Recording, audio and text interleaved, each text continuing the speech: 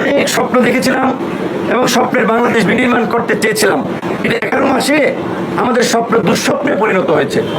যেই কারণে এখন আমরা শঙ্কায় আছি যে এই গভর্নমেন্টের ট্রানজিশনটা শান্তিপূর্ণ হবে কিনা, বাংলাদেশে আগামী নির্বাচন আবার সুষ্ঠু নিরপেক্ষ হবে কিনা, সেটি নিয়েও এখন শঙ্কা তৈরি হয়েছে। তাই আমরা সরকারকে বলতে চাই, যেই শঙ্কা তৈরি হয়েছে রাজনৈতিক মহলে, নাগরিকদের মধ্যে উদ্বেগ উৎকণ্ঠা, সেটা নিরসনে ভূমিকা নেন।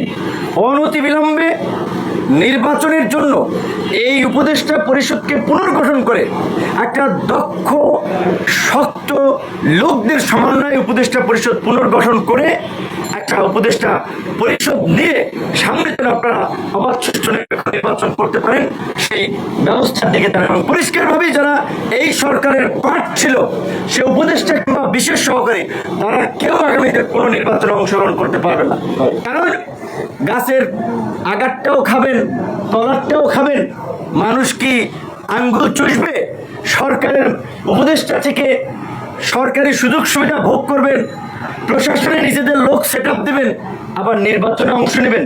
যেটা পরিষ্কার কথা আমরা আজকে জানিয়ে দিচ্ছি, সরকারের যারা পার্ট ছিল, উপদেষ্টা কিংবা বিশেষ সহকারী, যে কোনো পর্যায়ে যারা সরকারের বেনিফিশিয়ারি ছিল অন্তর্বর্তীকালীন সরকারের, তারা যেন আগামীতে নির্বাচন না করতে পারে সেই বিষয়ে সরকারের সুস্পষ্ট একটা নির্দেশনা থাকতে হবে। একই সাথে